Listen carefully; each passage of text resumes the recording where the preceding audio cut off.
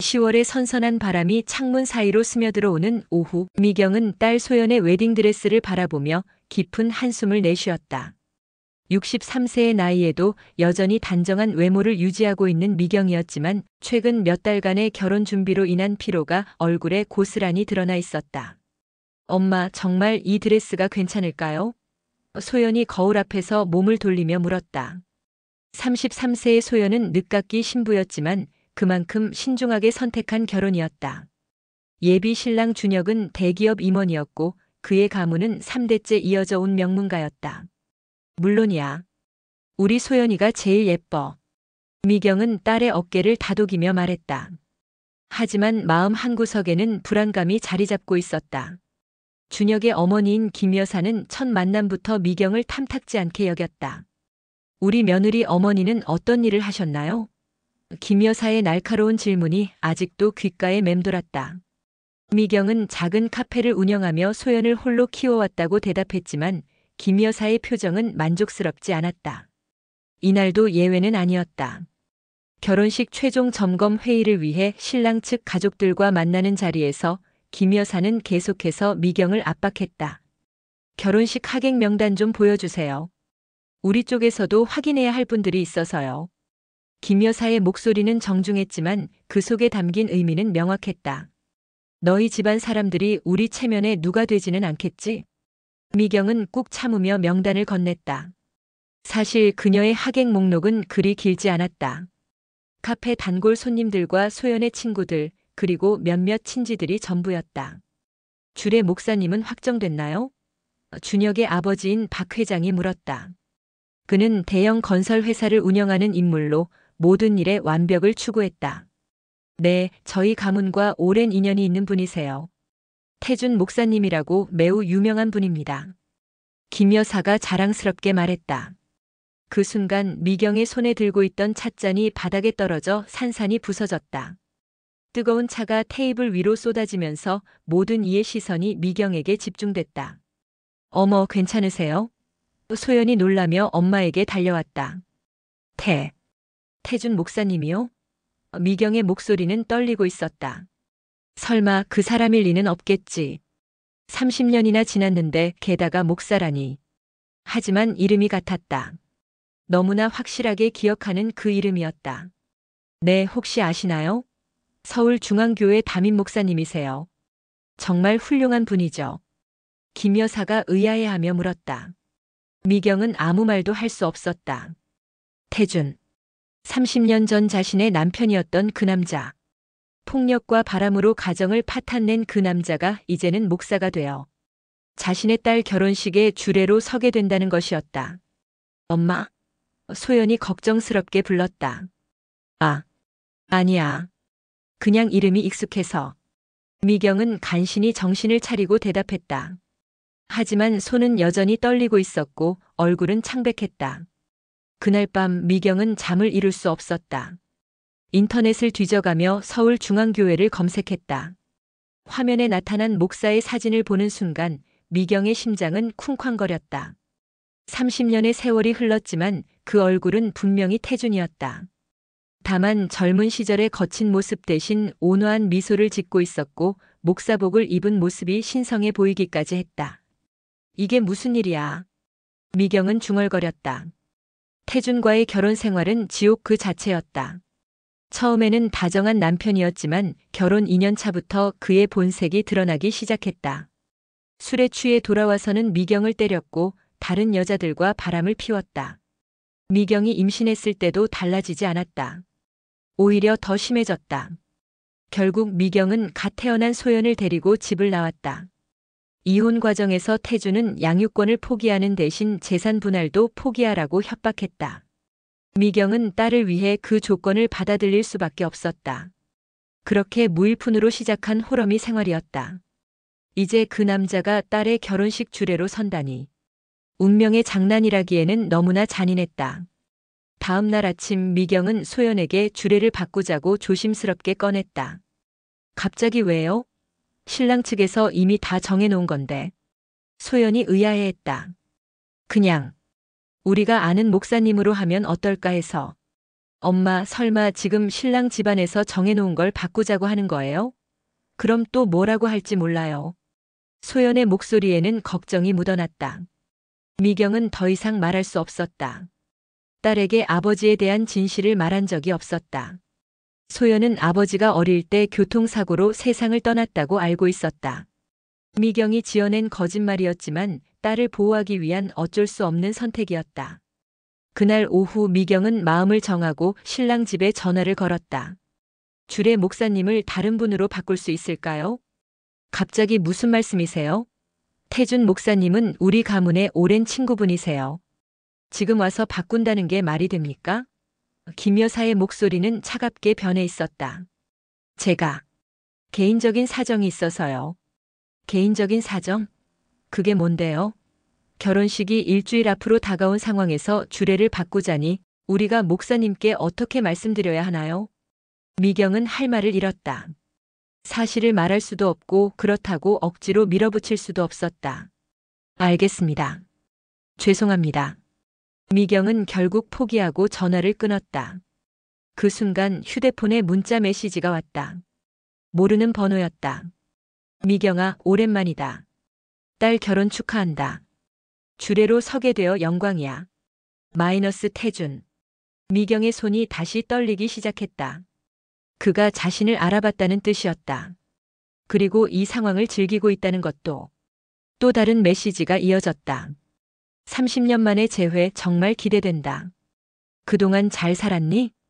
미경은 휴대폰을 내던지고 싶었다. 하지만 딸의 결혼식을 망칠 수는 없었다. 무슨 일이 있어도 참아야 했다. 그날 밤 미경은 30년 전의 기억들이 파도처럼 밀려오는 것을 막을 수 없었다.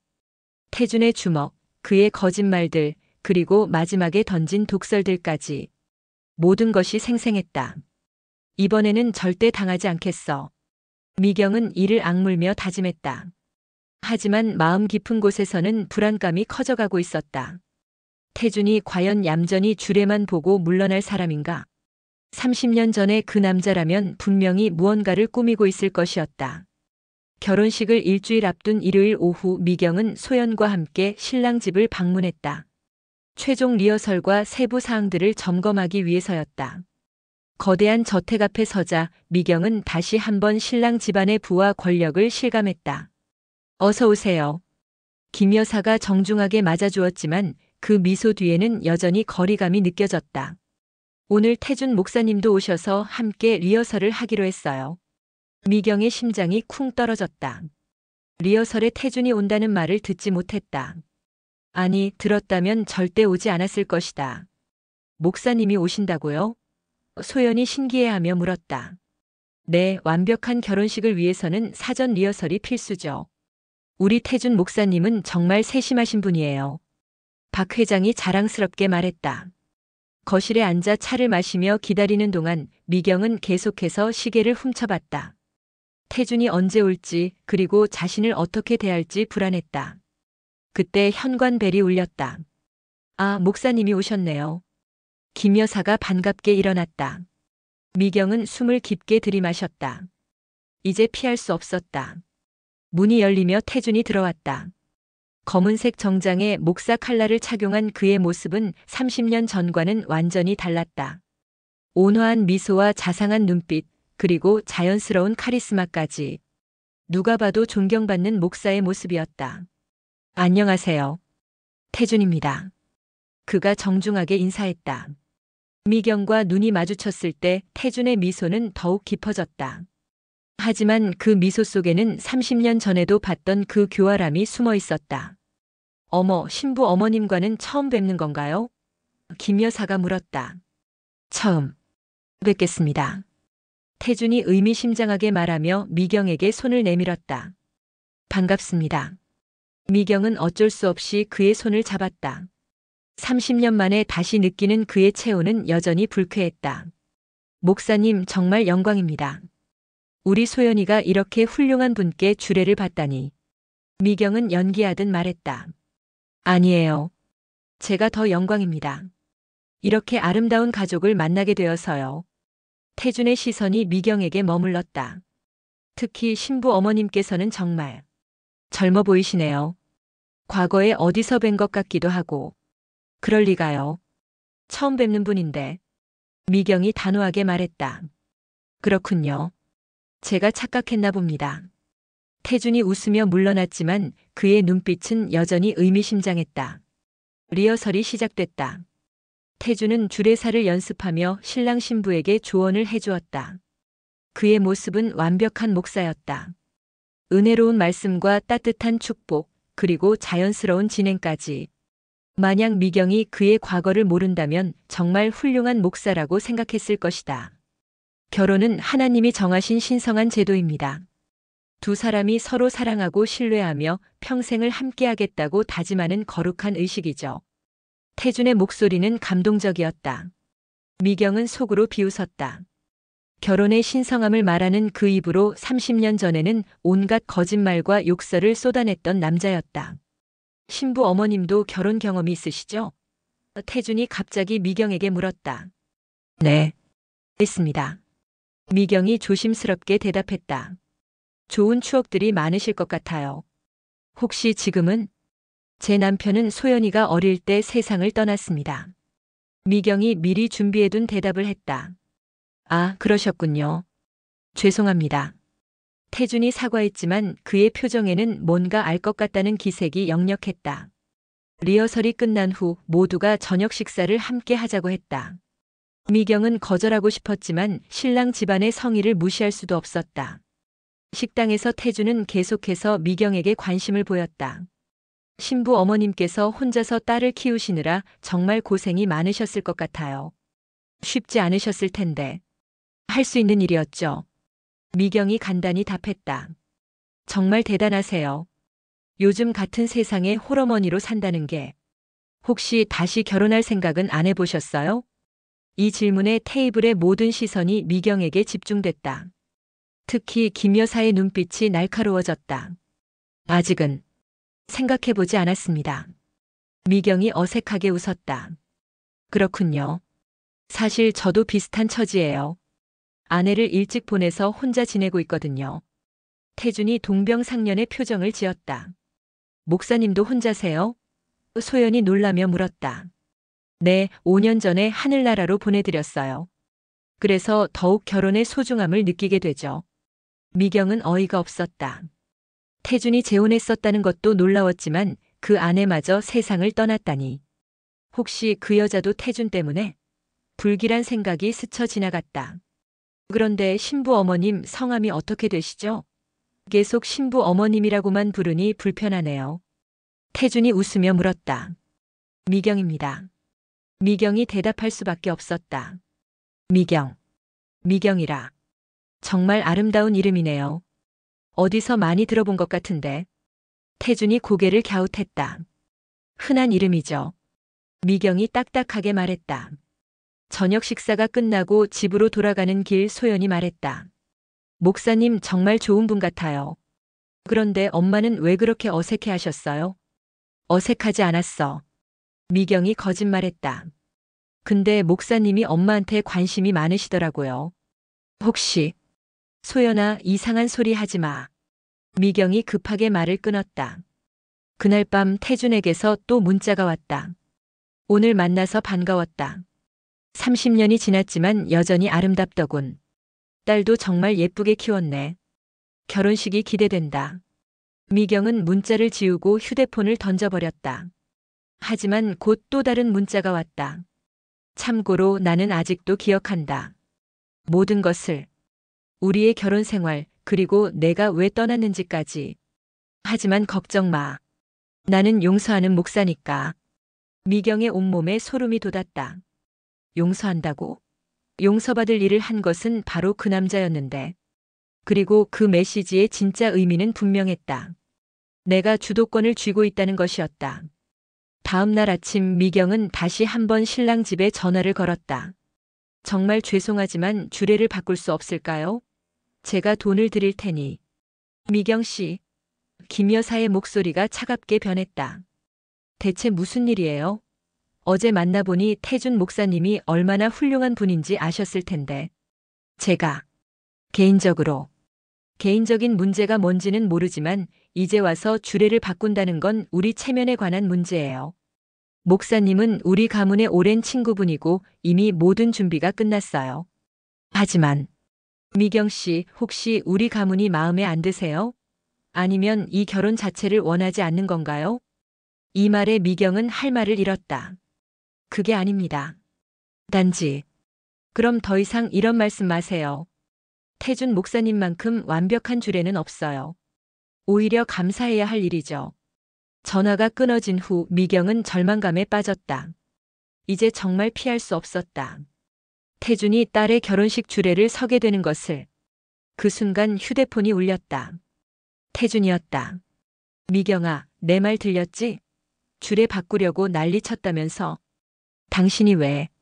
김 여사님이 나한테 전화하셨어. 신부 어머니가 갑자기 주례를 바꾸자고 해서 당황스럽다고. 나는 당연히 말렸지. 이미 모든 준비가 끝났는데 어떻게 바꾸냐고. 미경은 치를 떨었다. 태준이 이 상황을 완전히 통제하고 있었다. 걱정 마. 나는 훌륭한 주례를 해줄 거야. 우리 딸을 위해서 말이야. 태준의 목소리에 섬뜩한 웃음이 섞여 있었다. 딸이라고 하지 마. 소연이는 내 딸이야. 그래, 내 딸이지. 내가 뭘 잘못 말했나? 아무튼 결혼식이 정말 기대된다. 30년 만에 내 앞에서 설교할 생각하니 가슴이 벅차더라. 전화가 끊어진 후 미경은 온몸이 떨리는 것을 느꼈다. 태준이 결혼식에서 무엇을 할지 예상할 수 없었다. 하지만 분명한 것은 그가 복수를 계획하고 있다는 것이었다. 이제 결혼식까지 일주일. 미경은 그 일주일이 지옥같이 느껴졌다. 결혼식을 3일 앞둔 목요일 밤 미경은 또다시 잠들지 못하고 있었다. 태준에게서 오는 문자 메시지들이 하루가 멀다 하고 계속됐다. 겉으로는 정중하고 목사다운 내용이었지만 미경은 그 속에 숨겨진 위협을 느낄 수 있었다. 결혼식 준비는 잘 되어 가나요? 신부가 정말 아름답게 자랐더군요. 아버지를 닮았을까요? 어머니를 닮았을까요? 이런 식의 메시지가 계속 왔다. 특히 아버지라는 단어를 계속 언급하는 것이 미경을 불안하게 만들었다. 혹시 태준이 소연에게 진실을 말할 계획인가? 미경은 소연의 방을 살짝 들여다봤다. 딸은 웨딩드레스를 옆에 걸어두고 행복한 표정으로 잠들어 있었다. 33년 만에 찾은 사랑이었고 준혁은 정말 소연을 아끼는 것 같았다. 이 모든 것을 태준이 망칠 수는 없었다. 다음 날 아침 미경은 인터넷을 뒤지기 시작했다. 태준에 대한 정보를 찾기 위해서였다. 서울중앙교회 홈페이지에는 그의 양력이 자세히 나와 있었다. 태준 목사는 20년간 목회자로 섬기며 수많은 영혼들을 구원으로 이끌었다. 특히 가정회복과 상처 치유 사역에 탁월한 은사를 보이고 있으며 미경은 헛웃음이 나왔다. 가정회복? 상처 치유? 자신의 가정을 파괴한 남자가? 더 검색해보니 태준의 SNS 계정도 찾을 수 있었다. 목사답게 성경 구절과 은혜로운 말씀들이 가득했다. 그리고 각종 사회봉사와 선교 활동 사진들도 많았다. 그런데 최근 게시물 중에 이상한 것이 있었다. 3일 전에 올린 사진이었는데 태준이 어떤 남자와 함께 찍은 사진이었다. 그 남자는 준혁의 아버지인 박 회장이었다. 사진 설명에는 이렇게 적혀 있었다. 오랜 친구와의 만남. 곧 있을 결혼식이 정말 기대됩니다. 하나님의 축복이 새로운 가족에게 임하기를. 그런데 댓글들이 이상했다. 목사님, 신부 가족과도 인연이 있으시다면서요? 어떤 인연인지 궁금해요. 그리고 태준의 답글이 미경을 더욱 불안하게 만들었다. 하나님은 참으로 신기한 분이십니다. 30년 전의 인연이 이렇게 다시 이어지다니. 곧 여러분도 알게 되실 거예요. 미경의 손이 떨렸다. 30년 전의 인연? 태준이 결혼식에서 자신들의 과거를 폭로할 계획인 것 같았다. 더 아래 댓글을 보니 더욱 충격적이었다. 목사님이 옛사랑도 축복해 주시는 멋진 분이라고 들었어요. 정말요? 어떤 사연이 있는 거예요? 저도 궁금해요. 목사님 인생 이야기를 들어보고 싶어요. 미경은 급하게 휴대폰을 들고 태준에게 전화를 걸었다. 여보세요? 태준의 목소리는 여전히 차분했다. SNS에 올린 글 좀 지워요. 어떤 글 말이야? 30년 전 인연이라고 쓴 글이요. 그리고 댓글들도. 아, 그거? 왜? 사실인데. 우리 30년 전에 인연이 있었잖아. 사람들이 오해할 수 있어요. 무슨 오해? 나는 사실만 말했어. 그리고 곧 모든 사람이 알게 될 거야. 무슨 소리예요? 결혼식에서 말이야. 나는 정직한 목사니까 거짓말은 할 수 없어. 미경의 심장이 쿵쾅거렸다. 혹시 결혼식에서 걱정 마. 나는 최고의 주례를 해줄 거야. 모든 하객들이 감동할 만한 주례 말씀을 준비하고 있어. 전화가 끊어진 후 미경은 SNS 댓글들을 다시 읽어봤다. 이미 수십 개의 댓글이 더 달려 있었다. 목사님의 첫사랑 이야기 정말 궁금해요. 로맨틱한 사연이 있나 봐요. 결혼식에서 들려주세요. 미경은 태준의 의도를 알 수 있었다. 사람들의 호기심을 자극해서 결혼식 당일에 폭탄을 터뜨릴 계획이었다. 그날 오후 소연이 카페에 들렀다. 엄마 괜찮아요? 요즘 안색이 안 좋아 보여요. 결혼 준비하느라 좀 피곤해서 그래. 혹시 신랑 집안 때문에 스트레스 받는 거 아니에요? 엄마가 너무 신경 쓰시는 것 같아서. 미경은 딸의 순수한 얼굴을 바라봤다. 소연은 아직 아무것도 모르고 있었다. 자신의 아버지가 누구인지 그리고 그 아버지가 자신의 결혼식 주례를 서게 된다는 것을. 소연아, 혹시 아빠에 대해서 궁금한 적 없어? 갑자기 왜요? 아빠는 내가 어릴 때 돌아가셨잖아요. 만약에 아빠가 살아있다면 어떨 것 같아? 소연은 잠깐 생각에 잠겼다. 글쎄요. 상상해 본 적은 있어요. 하지만 지금까지 엄마 혼자서도 충분했는걸요. 아빠가 있었다면 좋았겠지만 없어서 불행했던 적은 없어요. 미경은 마음이 아팠다. 딸에게 아버지에 대해 거짓말을 한 것이 미안했지만 진실을 말하기에는 너무 늦었다. 그날 저녁 미경은 마지막으로 김 여사에게 전화를 걸었다. 혹시 주례 목사님과 개인적으로 얘기할 수 있을까요? 갑자기 왜요? 무슨 일이세요? 그냥 딸의 결혼식에 대해 당부드리고 싶은 말이 있어서요. 목사님은 지금 기도회 중이세요. 내일 연락드릴게요. 하지만 다음 날 김 여사에게서 온 연락은 예상과 달랐다. 목사님께서 신부 어머님과 미리 만나서 얘기하고 싶다고 하세요. 내일 오후 교회에서 만나면 어떻겠어요? 미경은 거절하고 싶었지만 태준과 직접 대화해서 선을 긋는 것이 필요하다고 생각했다. 다음 날 오후 미경은 서울중앙교회를 찾았다. 웅장한 교회 건물 앞에 서니 다리가 떨렸다. 30년 만에 태준과 단둘이 만나게 되는 것이었다. 교회 사무실에서 태준이 기다리고 있었다. 목사복을 입은 그의 모습은 권위적이었다. 와주셔서 고맙습니다. 앉으세요. 미경은 조심스럽게 앉았다. 결혼식 전에 미리 만나서 얘기하고 싶었어요. 서로 어색할 수 있잖아요. 무슨 말씀을 하고 싶으신지. 미경아. 태준이 갑자기 말을 바꿨다. 30년이 지났는데도 나를 이렇게 경계하고 있구나. 당연하죠. 당신이 뭘 했는지 기억해요. 나도 기억해. 모든 것을. 내가 젊고 미숙했던 시절의 실수들 말이야. 실수라고 하기엔 너무 큰 상처를 줬어요. 태준이 웃었다. 그래, 내가 잘못했어. 인정한다. 하지만 나는 변했어. 하나님을 만나고 완전히 새로운 사람이 됐지. 그건 당신 일이고 저는 관심 없어요. 다만 소연이한테는 절대 해를 끼치지 마세요. 해를 끼친다니 무슨 말이야? 나는 소연이의 행복을 빌어주러 가는 거야. 그럼 조용히 주례만 보고 가세요. 다른 얘기는 하지 말고. 태준의 눈빛이 변했다. 다른 얘기? 무슨 다른 얘기? 우리 과거에 대한 얘기요. 아, 그거? 왜 부끄러워? 나는 전혀 부끄럽지 않은데. 소연이는 아빠가 죽었다고 알고 있어요.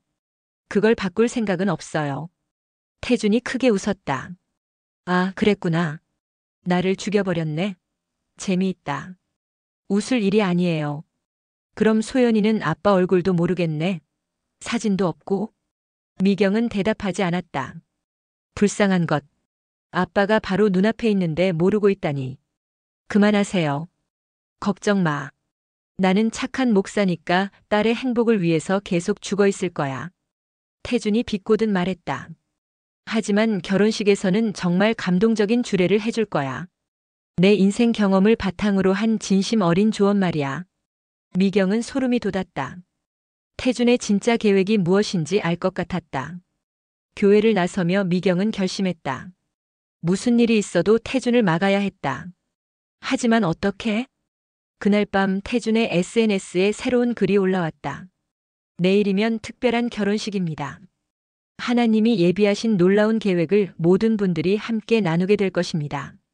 30년 전의 상처가 오늘의 축복으로 바뀌는 기적을 보시게 될 거예요. 댓글들이 폭주하기 시작했다. 어떤 기적인가요? 정말 궁금해요. 목사님의 간증이 있나요? 미경은 더 이상 참을 수 없었다. 내일 결혼식에서 태준이 무엇을 할지 분명했다. 자신들의 과거를 폭로하고 소연에게 진실을 말할 것이다. 하지만 이제는 막을 방법이 없었다. 결혼식은 내일이었고 모든 준비가 끝났다. 하객들도 이미 기대하고 있었다. 미경은 그날 밤 한잠도 잘 수 없었다. 태준이 딸의 인생을 망칠 것이라는 불안감이 그녀를 괴롭혔다. 결혼식 당일 10월의 맑은 가을 하늘 아래 웨딩홀은 화려한 꽃장식으로 가득했다. 300명의 하객들이 자리를 가득 메우고 있었고 신랑 측 가족들은 만족스러운 표정으로 행사장을 둘러봤다. 미경은 신부 대기실에서 소연의 마지막 준비를 도와주고 있었다. 딸은 웨딩드레스를 입고 거울 앞에 서 있었는데 그 모습이 천사처럼 아름다웠다. 엄마 정말 꿈만 같아요. 소연이 행복한 미소를 지으며 말했다. 미경은 딸의 행복한 얼굴을 보며 마음이 아팠다. 곧 이 모든 행복이 산산조각 날 것을 알고 있었기 때문이다. 소연아, 혹시 무슨 일이 생겨도 엄마를 믿어줄 수 있지? 갑자기 무슨 말씀이세요? 오늘은 제 결혼식인데 이상한 소리 하지 마세요. 그때 웨딩 플래너가 들어왔다. 신부님, 곧 입장하셔야 해요. 주례 목사님께서 먼저 입장하시고 계세요. 미경의 심장이 쿵쾅거렸다. 드디어 시작되는 것이었다. 예식장에 들어서자 미경은 태준이 주례석에 서 있는 것을 봤다. 그는 거룩한 목사복을 입고 온화한 미소를 지으며 하객들을 바라보고 있었다. 하지만 미경과 눈이 마주쳤을 때 그 미소는 더욱 의미심장해졌다. 신랑이 먼저 입장했고 이어서 아름다운 웨딩 마치와 함께 소연이 입장했다. 하객들의 감탄사가 터져나왔고 카메라 플래시가 쉴 새 없이 터졌다. 소연이 신랑 옆에 서자 태준이 마이크를 잡았다. 사랑하는 가족 여러분, 오늘 이 아름다운 자리에 참석해 주셔서 감사합니다. 태준의 목소리는 웅장하고 감동적이었다. 하객들은 모두 숙연한 표정으로 듣고 있었다. 결혼은 하나님이 정하신 가장 아름다운 제도입니다. 두 사람이 만나 하나가 되는 신성한 의식이죠. 미경은 태준의 말 하나하나에 긴장했다. 언제 폭탄을 터뜨릴지 알 수 없었다. 오늘 결혼하는 준혁 군과 소연 양은 정말 아름다운 커플입니다. 특히 소연 양을 보니 정말 감회가 새롭네요. 태준의 시선이 소연에게 머물렀다. 소연은 아무것도 모른 채 수줍게 미소를 지었다. 사실 저에게는 오늘 이 결혼식이 특별한 의미가 있습니다. 미경의 심장이 멎을 듯했다. 시작되는 것이었다. 왜냐하면 태준이 잠시 멈췄다. 예식장이 조용해졌다. 신부의 어머니와 저 사이에는 특별한 인연이 있기 때문입니다. 하객들이 웅성거리기 시작했다. 미경은 얼굴이 창백해졌다. 신부 어머니와 저는 태준이 미경을 똑바로 바라보며 말했다. 30년 전의 부부였습니다. 예식장이 순간 조용해졌다가 곧 술렁거림이 일어났다. 하객들이 서로 놀란 표정으로 쳐다봤고 신랑 측 가족들은 충격에 휩싸였다. 소연의 얼굴에서 혈색이 사라졌다. 뭐라고요? 네, 맞습니다. 미경 씨와 저는 젊은 시절 부부였습니다. 그리고 소연 양은 태준이 의미심장하게 웃었다. 바로 우리 사이에서 태어난 딸입니다. 이제 예식장은 완전히 아수라장이 됐다. 하객들이 웅성거리고 준혁의 부모는 경악한 표정을 지었다. 김 여사는 자리에서 벌떡 일어났다. 이게 무슨 소리예요? 김 여사가 소리쳤다. 소연은 아직도 상황을 파악하지 못하고 있었다. 엄마, 이게 무슨 말이에요? 아빠는 돌아가셨다고 하셨잖아요. 미경은 더 이상 참을 수 없었다. 주례석을 향해 달려가기 시작했다. 당신 지금 뭐 하는 거예요? 미경이 소리쳤다. 하지만 태주는 멈추지 않았다. 30년 전 우리는 어린 나이에 결혼했습니다. 하지만 제가 미숙했고 실수도 많이 했죠. 그래서 미경 씨는 저를 떠났습니다. 거짓말하지 마요. 미경이 단상에 올라가려 했지만 신랑 측 가족들이 말렸다. 잠깐, 이게 대체 무슨 일이에요? 박 회장이 일어서며 소리쳤다. 목사님, 설명을 해주세요. 태주는 여전히 차분했다. 죄송합니다. 하지만 저는 거짓말을 할 수 없습니다. 하나님 앞에서 진실을 말씀드리는 것입니다. 준혁이 소연의 손을 잡으며 물었다. 소연아, 이게 정말이야? 소연은 눈물을 흘리며 고개를 흔들었다. 아니에요. 아빠는 돌아가셨어요. 엄마가 그렇게 말했어요. 미경 씨가 그렇게 말씀하신 데는 이유가 있을 겁니다. 태준이 이해하는 듯한 표정을 지었다. 어쨌든 저는 소연 양이 자라는 모습을 보지 못했지만 이렇게 아름다운 여성으로 성장한 것을 보니 정말 자랑스럽습니다. 하객들 사이에서 카메라와 휴대폰이 나와서 촬영을 시작했다. 이 충격적인 장면을 놓칠 수 없었다. 잠깐, 미경이 소리치며 마침내 단상에 올라갔다. 모든 분들, 이 사람 말을 믿지 마세요. 하지만 태주는 더욱 감동적인 목소리로 계속했다. 저는 지난 30년간 제 딸을 그리워했습니다. 그리고 오늘 하나님의 놀라운 계획으로 다시 만나게 되었죠. 거짓말이에요. 미경이 마이크를 잡으려 했다. 이 사람은 미경 씨도 많이 힘드셨을 겁니다. 혼자서 딸을 키우는 것이 얼마나 어려웠을까요? 태준이 동정하는 목소리로 말했다. 예식장의 분위기는 완전히 바뀌었다. 감동적인 결혼식이 아니라 드라마틱한 가족 재회 현장이 되어버렸다. 김 여사가 소리쳤다. 이런 일이 있을 수 있나요? 우리가 이런 걸 알았다면. 어머니, 진정하세요. 준혁이 어머니를 말렸지만 그의 얼굴도 창백했다. 소연이 울면서 미경에게 달려왔다. 엄마, 정말이에요? 정말 저분이 내 아빠예요? 미경은 딸을 끌어안으며 눈물을 흘렸다. 소연아, 미안해.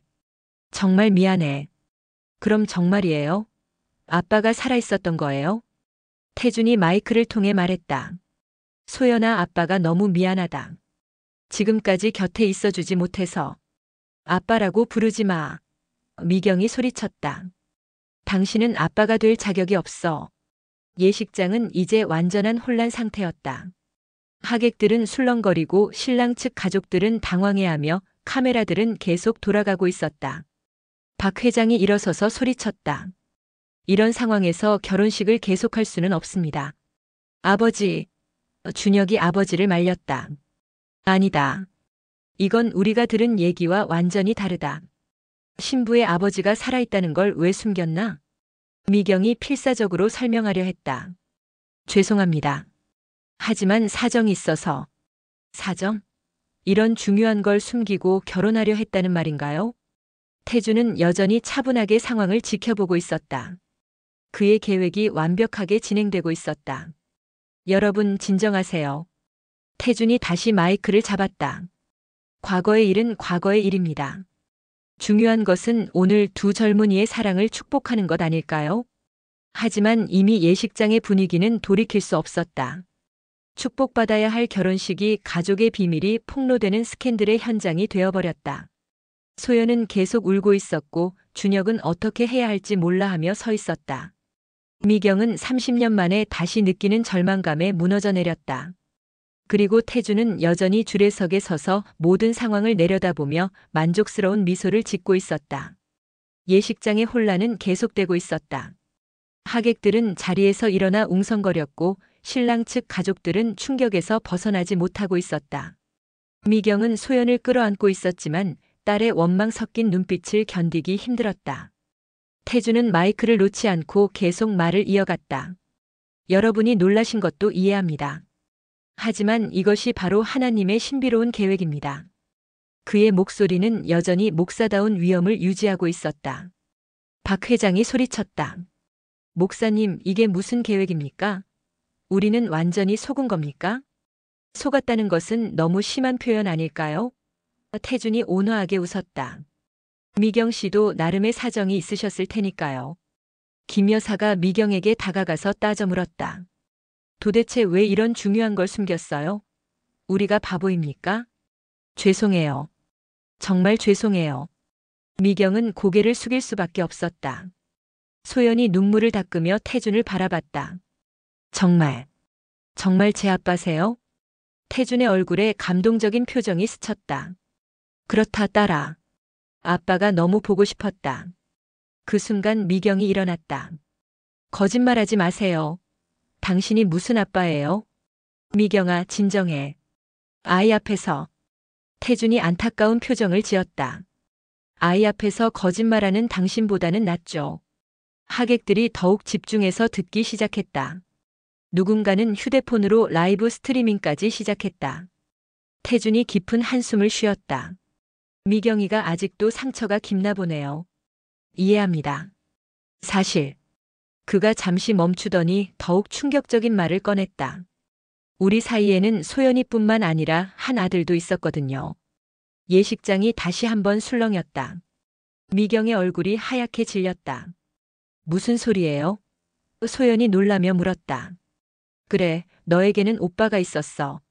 하지만 태준이 슬픈 표정을 지었다. 미경이가 그 아이를. 당신 지금 뭐 하는 거예요? 미경이 단상을 향해 뛰어올랐다. 하지만 태준은 계속 말했다. 그 아이는 3살 때 사고로 세상을 떠났어요. 미경이가 잠깐 한눈을 판 사이에. 거짓말이에요. 미경이 소리쳤다. 그런 아이는 없었어요. 미경아, 왜 그렇게 부인하려고 하니? 이제 와서. 태준의 목소리에 슬픔이 배어 있었다. 하객들은 이제 완전히 드라마에 빠져들었다. 30년 전의 비극적인 가족사가 실시간으로 폭로되고 있었다. 소연이 미경에게 달려와서 물었다. 엄마, 정말이에요? 제게 오빠가 있었던 거예요? 아니야, 소연아. 그런 일은 없었어. 미경이 필사적으로 말했다. 그럼 왜 저분이 거짓말을 하세요? 태준이 안타까운 목소리로 말했다.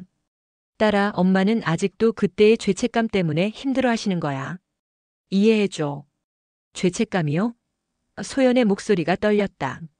내 오빠 민수는 정말 똑똑하고 예쁜 아이였어. 하지만 엄마가 잠깐 자리를 비운 사이에 연못에 빠져서. 태준의 목소리가 끊어졌다. 미경은 더 이상 참을 수 없었다. 단상으로 뛰어올라 태준의 마이크를 빼앗으려 했다. 거짓말하지 마. 그런 아이는 없었다고. 두 사람이 마이크를 두고 실랑이를 벌이는 모습에 예식장은 아수라장이 됐다. 미경아, 왜 그렇게 부인하려고 하니? 태준이 마이크를 놓지 않으며 말했다. 민수 이야기만 나오면 내가 얼마나 괴로워했는지 나도 알아. 당신이 뭘 안다고 그래요? 미경이 소리쳤다. 나도 아들을 잃은 아빠야. 그 아이가 죽고 나서 우리 관계가 틀어진 거잖아. 하객들 사이에서 어머나 세상에 같은 탄성이 터져 나왔다. 소연은 완전히 멘붕 상태였다. 오빠가 죽었다고요? 준혁이 소연을 끌어안으며 말했다. 소연아, 일단 진정해. 지금은 결혼식이야. 하지만 박 회장은 더 이상 참을 수 없었다. 이런 상황에서 결혼식을 계속한다고요? 신부 가족의 이야기가 이렇게 복잡한데? 김 여사도 동조했다. 맞아요. 우리는 완전히 다른 이야기를 들었어요. 아버지가 일찍 돌아가셨다고 했는데 살아있을 뿐만 아니라 이런 복잡한 사연이 있다니. 태준이 다시 마이크를 잡았다. 여러분, 과거에 상처가 있다고 해서 현재의 축복을 막을 수는 없지 않을까요? 축복이라고요? 박 회장이 코웃음을 쳤다. 이런 혼란스러운 상황이 축복입니까? 그렇습니다. 저는 30년 만에 제 딸을 다시 만났고 그 딸이 이렇게 좋은 사람과 결혼하게 됐으니까요. 미경이 마침내 마이크를 잡았다. 여러분, 이 사람 말을 믿지 마세요. 이 사람은. 하지만 태준이 마이크를 다시 뺏었다. 미경이는 아직도 과거에 갇혀 있어요. 용서하지 못하고 있고. 용서? 미경이 웃었다. 당신이 한 일을 알면서 용서를 바라요? 내가 뭘 했다고? 폭력, 바람, 그리고 거짓말. 예식장이 조용해졌다. 이제 30년 전의 진실이 서서히 드러나고 있었다. 태준이 슬픈 표정을 지었다. 미경아, 나도 젊었고 미숙했어. 아들을 잃고 나서 정신이 없었고. 아들 핑계 대지 마요. 그런 아이는 처음부터 없었어요. 없었다고? 그럼 민수는 뭐야? 내가 임신했을 때 우리가 얼마나 기뻐했는데. 소연이 소리쳤다. 그만해요. 둘 다 그만해요. 모든 시선이 소연에게 집중됐다. 신부는 웨딩드레스를 입고 있었지만 얼굴은 눈물로 범벅이 되어 있었다. 저는 누구예요? 제가 누구인지도 모르겠어요. 소연이 울부짖었다. 준혁이 소연을 달래려 했지만 박 회장이 말렸다. 준혁아, 이런 상황에서 결혼을 강행할 수는 없다. 아버지, 하지만. 아니다. 이 결혼은 없던 일로 하자. 김 여사도 고개를 끄덕였다. 맞아요. 이런 복잡한 가족사가 있는데 어떻게 결혼을 해요? 소연이 무너져 내렸다. 안 돼요. 제발. 미경이 딸에게 달려갔다. 소연아, 미안해. 정말 미안해. 태주는 여전히 주례석에서 이 모든 상황을 내려다보고 있었다.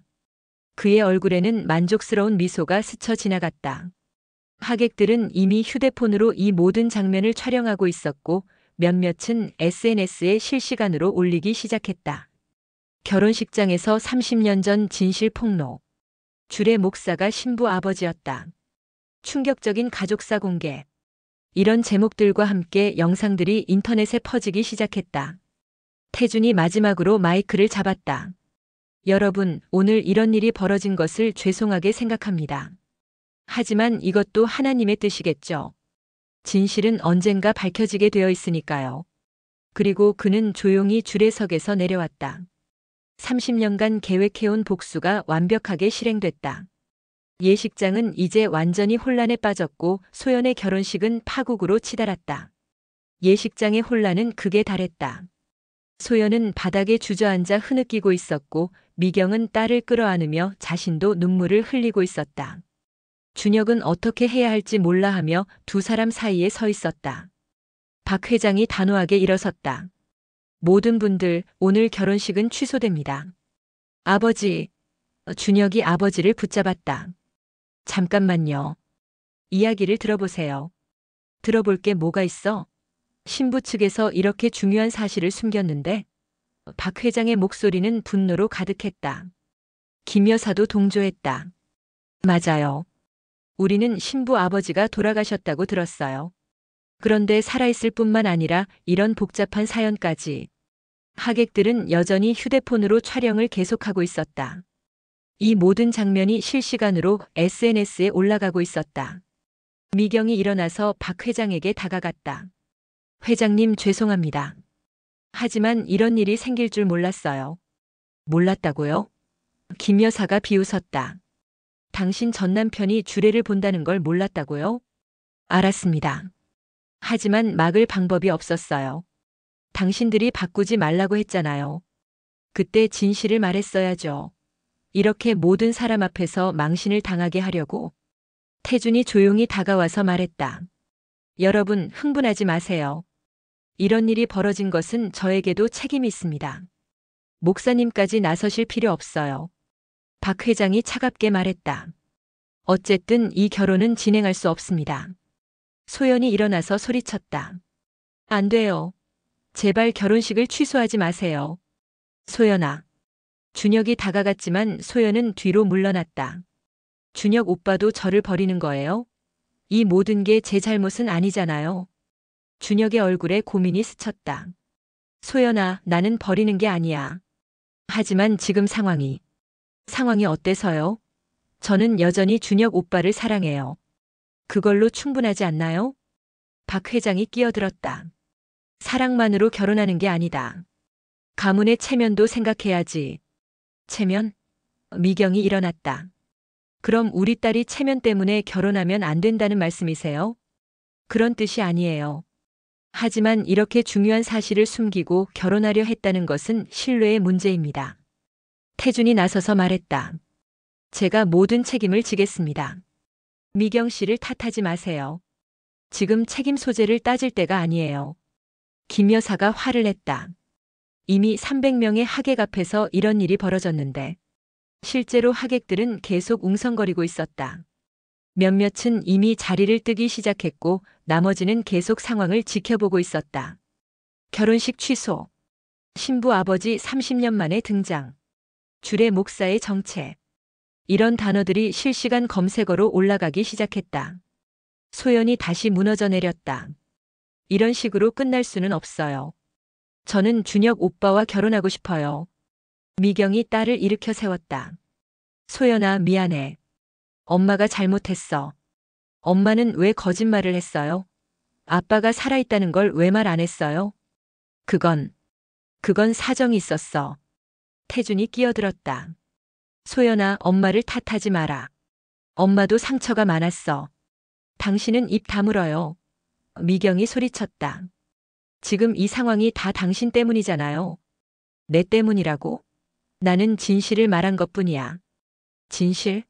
거짓말투성이인 당신이 무슨 진실을 말해요? 하객들이 더욱 집중해서 듣기 시작했다.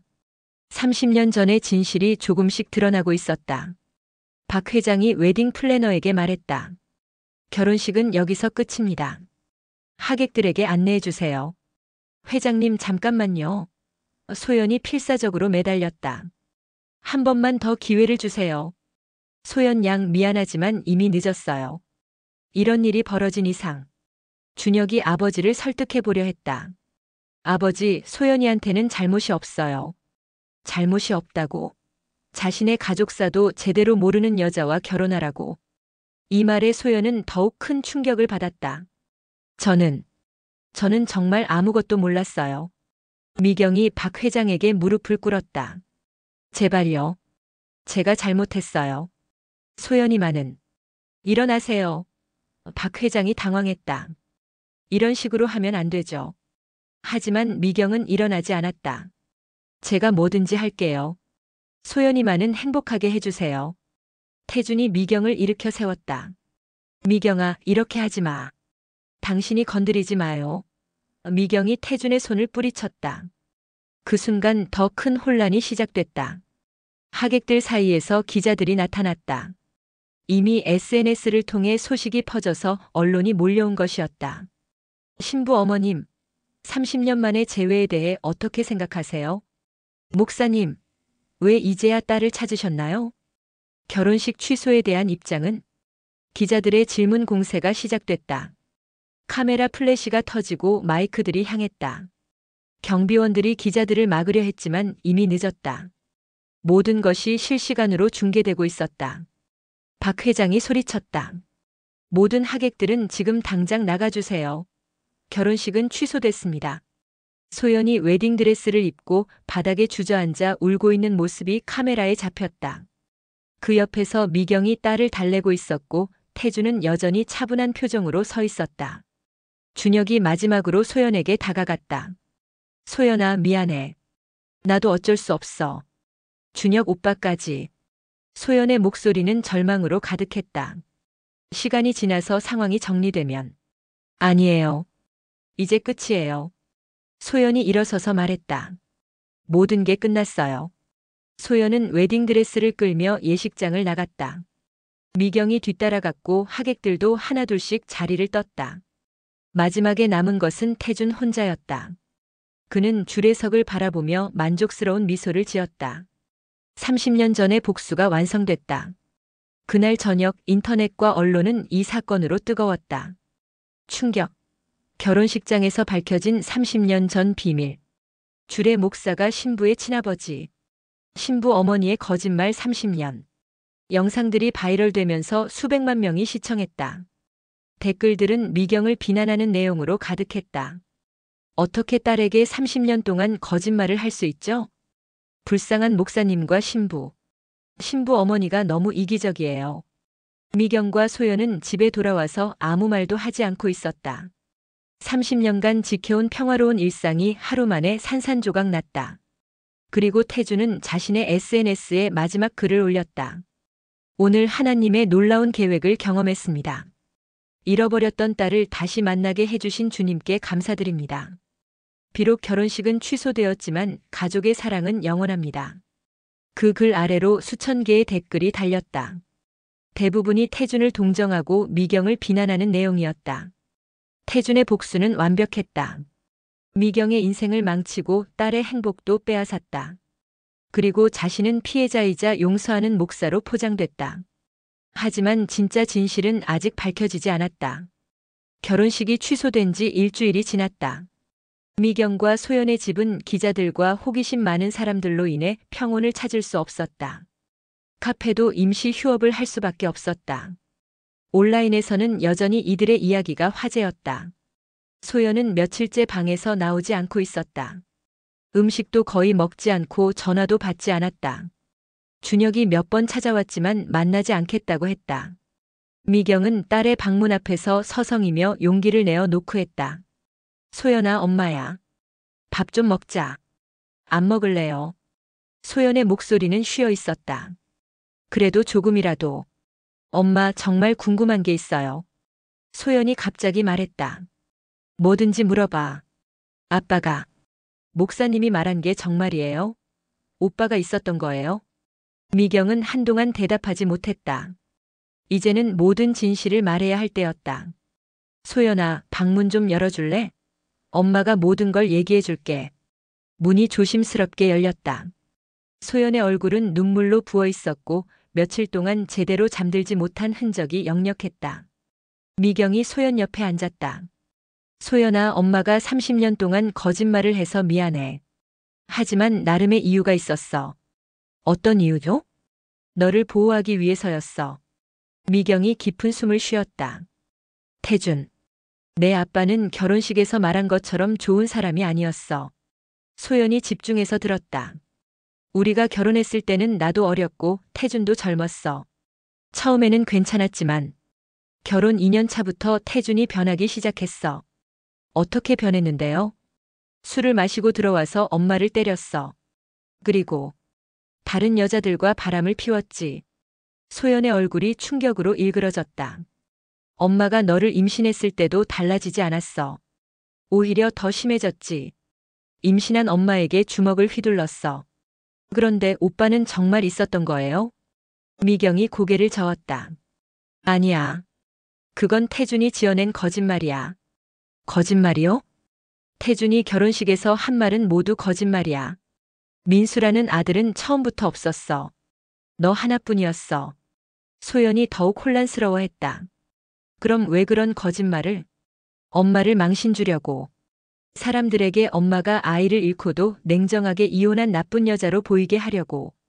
미경의 목소리에 분노가 섞였다. 실제로는 엄마가 너를 데리고 집을 나온 거야. 더 이상 그 지옥 같은 생활을 견딜 수 없어서. 너라도 지켜야겠다고 생각해서. 그럼 이혼 과정에서는 태준이 양육권을 포기하는 대신 재산 분할도 포기하라고 협박했어. 엄마는 너를 위해 그 조건을 받아들였고 무일푼으로 시작했지. 소연의 눈에서 눈물이 흘렀다. 엄마, 그동안 얼마나 힘드셨어요? 힘들어도 너만 있으면 충분했어. 그래서 아빠 얘기는 하지 않으려고 했던 거야. 어차피 너와는 상관없는 사람이라고 생각했고. 그런데 어떻게 목사가 됐을까요? 그것도 속임수일 거야. 태주는 원래 거짓말을 잘하는 사람이었어.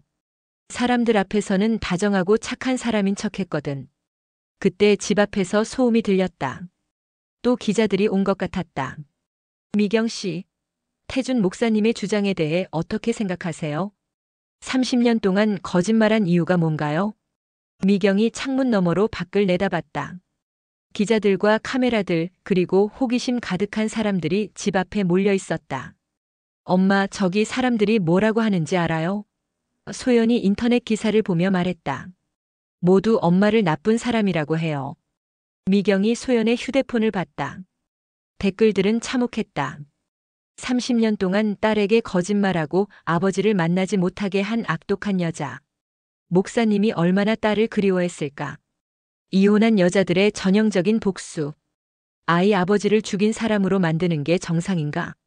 미경의 마음이 무너져 내렸다. 세상은 태준의 거짓말을 믿고 있었다. 온화하고 용서하는 목사와 냉정하고 이기적인 전처라는 구도가 만들어진 것이다. 엄마, 이 사람들에게 진실을 말해주면 안 돼요? 소연이 물었다. 누가 믿겠니? 태준은 이미 완벽한 피해자 이미지를 만들어 놓았어.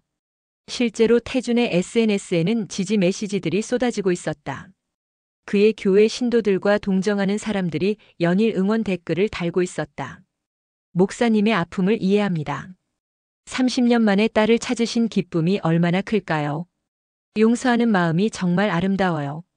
한편 미경에 대한 비난은 더욱 거세졌다. 심지어 그녀의 카페 주소까지 공개되어 악플러들이 몰려들었다. 소연아, 엄마가 변호사를 찾아볼게. 변호사요? 태준이 거짓말로 사람들을 속이고 있어. 이대로 둘 수는 없어. 그날 오후 미경은 법무법인을 찾았다. 젊은 여성 변호사가 상담을 해주었다. 명예훼손 소송이 가능할까요? 미경이 물었다. 어려울 것 같습니다. 변호사가 솔직하게 말했다. 상대방이 목사이고 이미 여론이 형성되어 있어서. 하지만 거짓말이라는 증거가 있어요. 어떤 증거인가요? 미경이 30년 전의 진료 기록과 이혼 서류들을 내밀었다. 제가 임신 기간 중에 폭행당해서 병원에 간 기록이 있어요. 그리고 이혼 당시 양육권 포기 각서도. 변호사가 서류들을 자세히 봤다. 이것들로는 부족합니다. 그가 말한 민수라는 아들이 존재하지 않았다는 것을 입증해야 해요. 어떻게요? 출생신고 기록, 병원 기록, 주변 증인들. 하지만 30년이 지난 지금 찾기 어려울 거예요. 미경은 절망적이었다. 태준이 얼마나 치밀하게 계획했는지 알 수 있었다. 그럼 방법이 없나요? 있습니다. 하지만 시간이 오래 걸리고 승산이 높지 않아요. 그래도 해보시겠습니까? 미경은 고민했다. 소송을 하면 더 큰 관심을 받게 될 것이고 소연에게도 상처가 될 것이다. 하지만 이대로 당하고만 있을 수는 없었다. 해보겠습니다. 집에 돌아와서 미경은 소연에게 말했다. 소연아, 엄마가 소송을 하려고 해. 정말요? 그럼 진실이 밝혀질까요? 확신할 수는 없어. 하지만 시도는 해봐야지. 그날 밤 태준에게서 전화가 왔다. 미경아, 변호사 만났다면서? 미경은 소름이 돋았다. 벌써 알고 있다니. 당신과 상관없어요. 상관없다고? 나는 내 딸의 아빠야. 가족끼리 법정에서 만난다는 게 말이 되나? 가족이라고 하지 마요. 우리는 30년 전에 끝났어요. 그래, 내가 나를 버렸지. 하지만 이제 다시 만났잖아. 하나님의 계획이야. 하나님 핑계 대지 마요. 당신이 한 짓을 하나님이 알면 뭐라고 하실까? 태준이 웃었다. 내가 뭘 했다고? 나는 그저 진실을 말했을 뿐이야. 거짓말이라고. 거짓말? 그럼 증명해봐. 민수가 없었다는 걸 증명해보라고. 미경은 태준의 자신감에 놀랐다. 정말로 증명하기 어렵다는 걸 알고 있는 것 같았다. 어쨌든 나는 끝까지 갈 거예요. 그래, 해봐. 하지만 소연이만 더 상처받을 거야. 세상 사람들은 이미 나를 믿고 있어. 전화가 끊어진 후 미경은 무력감에 빠졌다. 태준의 말이 맞았다. 이미 여론은 기울어져 있었고 소연은 더 큰 상처를 받을 것이다. 하지만 포기할 수는 없었다. 30년 전에 한 번 져줬지만 이번에는 달랐다. 딸의 미래가 걸린 문제였다. 그날 밤 늦게 소연이 엄마 방에 들어왔다. 엄마, 못 잠드세요? 응, 너도? 네. 엄마, 제가 결심한 게 있어요. 뭔데? 유학 가려고요. 미경이 놀랐다. 갑자기 왜? 여기 있으면 계속 이런 시선들을 받아야 해요. 그리고 준혁 오빠도 자꾸 연락 와서 힘들어요. 준혁이가 뭐라고 하는데? 다시 만나자고 해요. 가족들을 설득해보겠다고. 하지만 저는 이제 지쳤어요. 미경의 마음이 아팠다. 딸이 이렇게 상처받는 모습을 보는 것이 가장 힘들었다. 어디로 가려고? 캐나다요. 예전에 어학연수 갔던 곳에 연락해봤는데 받아준다고 해요. 언제? 다음 달에요. 미경은 혼란스러웠다. 딸을 보내고 싶지 않았지만 지금 상황에서는 그게 최선일지도 몰랐다. 정말 가고 싶어? 네. 여기서는 평범하게 살 수 없을 것 같아요. 인터넷에서 제 이름만 검색해도 온갖 얘기들이 나와요. 미경이 딸을 끌어안았다. 엄마가 미안해. 엄마 때문에 내가 이런 고생을. 엄마 잘못이 아니에요. 저 사람이 나쁜 거죠. 소연아, 엄마가 꼭 이긴다. 진실을 밝혀내고 내 명예도 회복시켜줄게. 엄마도 너무 무리하지 마세요. 저는 새로운 곳에서 새롭게 시작할 거예요. 다음 날 소연의 유학 소식이 언론에 알려졌다. 태주는 즉시 SNS에 글을 올렸다. 딸이 유학을 간다고 합니다. 아빠와 화해할 기회도 주지 않고 마음이 아픕니다. 하지만 딸의 행복을 위해 기도하겠습니다. 댓글들은 예상대로였다. 불쌍한 목사님.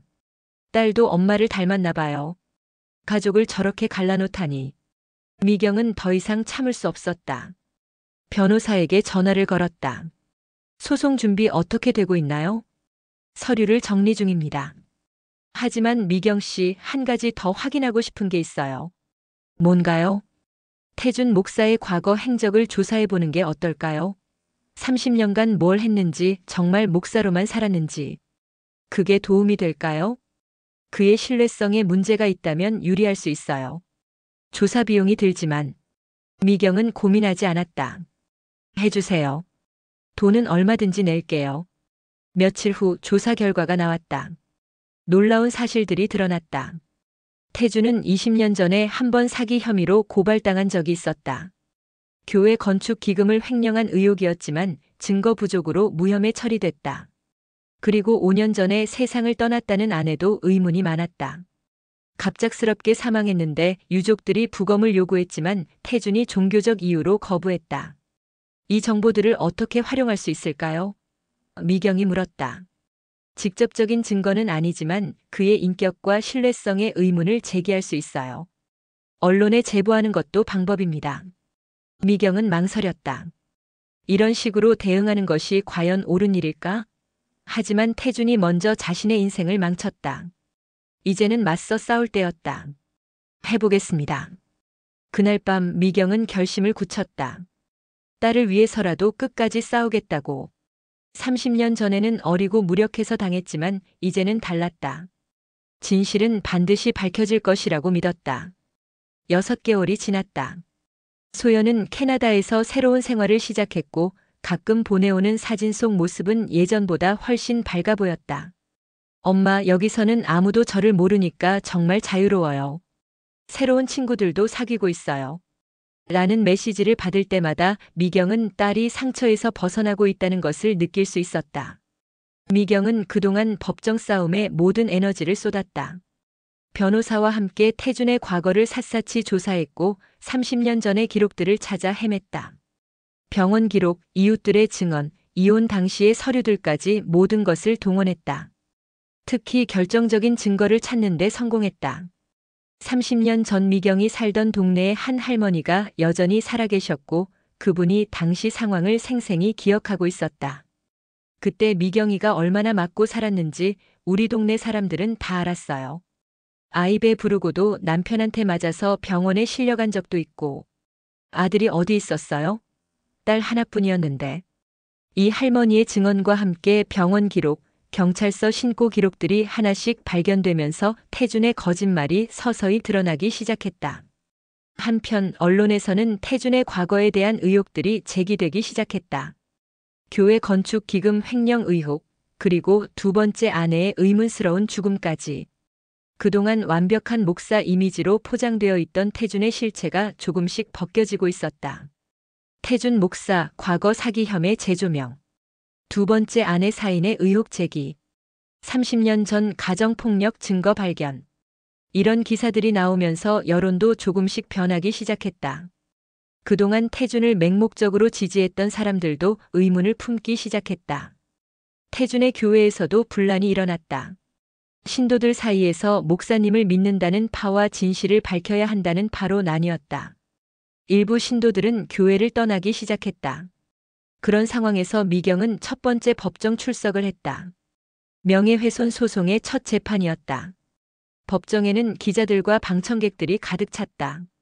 태주는 여전히 목사복을 입고 나타났지만 예전의 여유로운 모습은 사라져 있었다.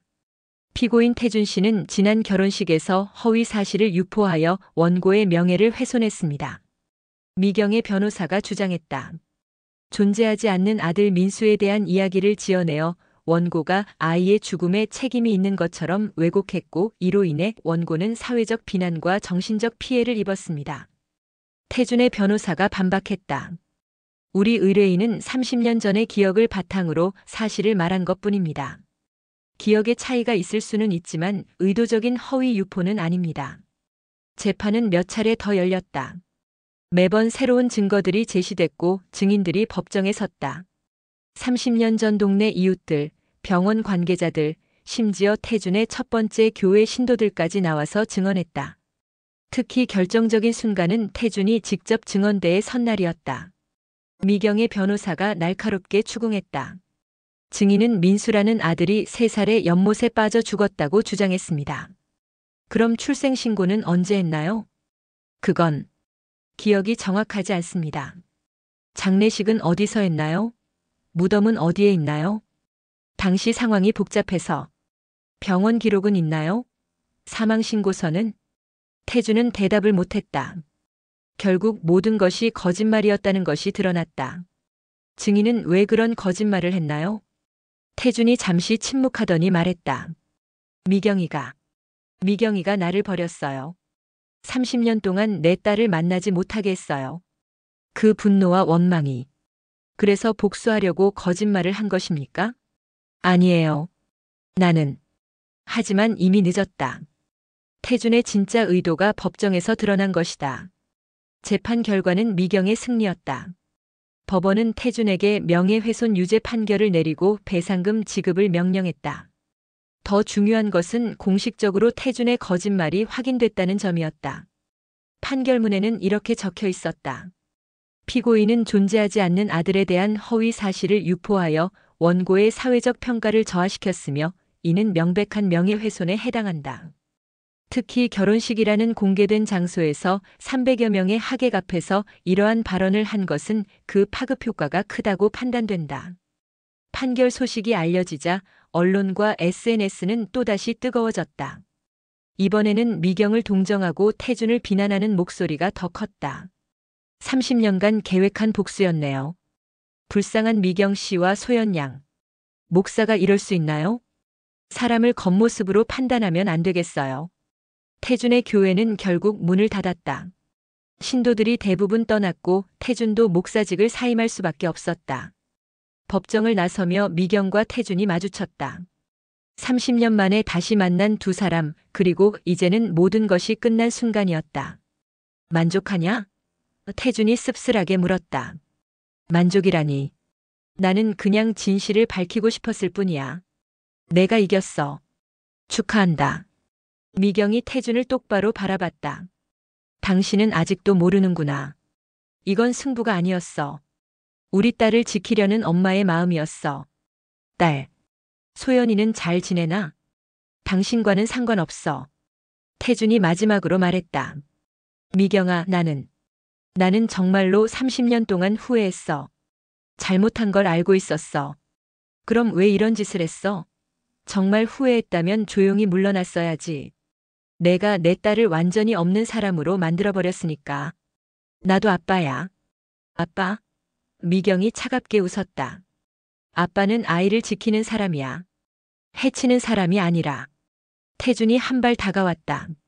넌 평생 날 못 잊을 거야. 미경은 차갑게 등을 돌렸다.